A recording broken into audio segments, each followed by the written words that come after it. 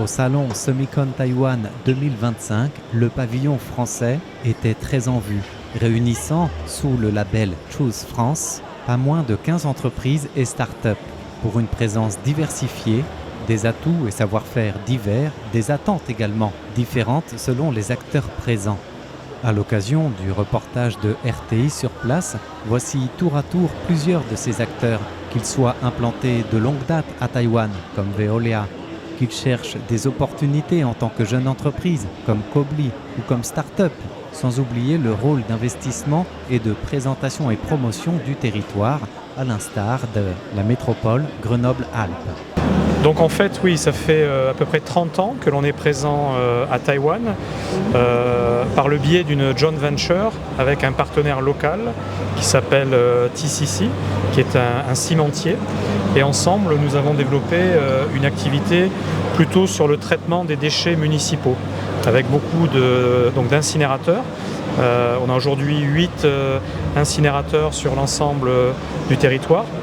Et donc ça, c'est l'activité historique, on va dire. Et comme vous le signaliez, depuis à peu près l'an dernier, on essaye maintenant de développer d'autres activités de Veolia, des choses que l'on peut faire ailleurs dans le monde, et notamment plus proche des industriels. Donc quand on pense à Taïwan, on pense bien entendu aux semi-conducteurs. Et donc Veolia, maintenant, veut développer également davantage de relations avec ses clients, en prenant en charge, par exemple, le traitement de leurs déchets, le traitement de leurs eaux usées. Et ce qu'on essaie de faire, c'est d'aller encore plus loin que ça, pas simplement traiter un flux, mais également le recycler et être capable de le réinjecter dans le process du client.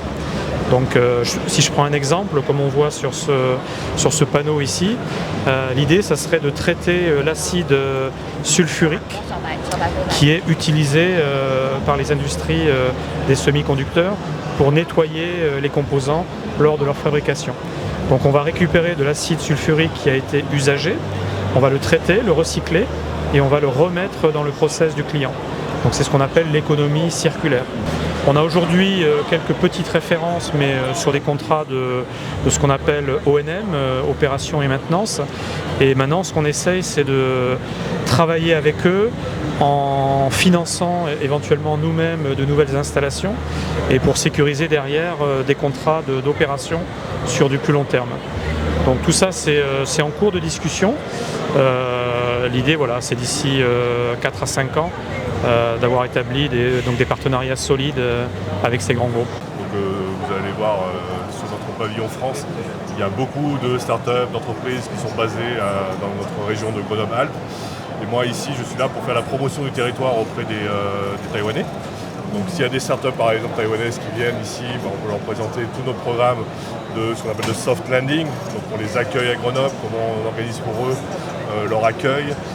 On a tout un événement important qui est le Tech Fest l'an prochain, donc la promotion de notre événement, qui est le plus grand événement qu'on appelle Deep Tech, donc pour les startups qui sont issues de la science. Et donc on va faire toute une délégation en fait, de startups taïwanaises pour aller faire découvrir la France, l'Europe et cet écosystème autour de Grenoble, avec des bootcamps pour les aider en fait, à appréhender les différences culturelles et comment s'installer sur place. Donc ça c'est une de nos actions. Et puis après on discute aussi avec d'autres types d'investisseurs, que ce soit des investisseurs financiers, type VC, ou alors des entreprises qui ont envie d'investir dans notre région. Donc voilà notre rôle principal, c'est vraiment de parler de cette Silicon Valley française, puisqu'on en a une. À la fois ce côté silicium, on fait du semi-conducteur en France, on fabrique, mais aussi pour le côté innovation, une région très innovante. Donc, comme la Silicon Valley aux États-Unis, on a aussi cette fonction en fait, de créer de la valeur par l'innovation. Et en plus on a une vraie vallée alpine, c'est Grenoble dans les Alpes, et donc voilà, ça justifie cette terminologie. Kobli, nous sommes une société qui est ambitionnant de faire un ordinateur quantique à base des technologies silicium. Et donc c'est tout naturel d'être à Taïwan, au temple du silicium, pour venir travailler avec l'écosystème ici et trouver des solutions communes. Kobli est une société française sortie du CEA à Grenoble, qui a été fondée en 2022 et qui a aujourd'hui un partenariat très fort avec ST Microélectronique pour faire des qubits, qui est donc l'élément de base du calcul quantique et qui va permettre, grâce au silicium et aux technologies semi-conductrices, d'aller très très vite vers les millions de qubits qui seront nécessaires pour faire des calculs qui surpasseront le calcul actuel. Alors le calcul quantique va être intéressant en ce sens qu'il va fournir des solutions algorithmiques pour faire des choses qui ne sont pas possibles de faire avec un ordinateur standard. Et dans les choses qui vont être rendues possibles, on imagine des applications sur la chimie, par exemple, dans le monde de la physique, où on va être capable de simuler des choses qui vont permettre de faire des découvertes de nouvelles molécules. Donc la santé par exemple. Ensuite, le calcul quantique est aussi intéressant pour ce qui peut permettre en termes d'optimisation. Tout problème complexe d'optimisation, comme des supply chains, des choses comme ça, ça va permettre de faire des choses nouvelles. Et vous mentionnez l'intelligence artificielle. Il y aura sûrement un intérêt du calcul quantique à trouver des solutions exactes pour l'intelligence artificielle, et le combo permettra des choses effectivement plus intéressantes. En tous les cas, c'est ce qu'on imagine quand cet ordinateur sera disponible. Et on développe des matériaux et des procédés de nanofabrication pour la photonique. Donc on est un petit peu à l'intersection entre les technologies optiques, la manipulation de la lumière et la microélectronique.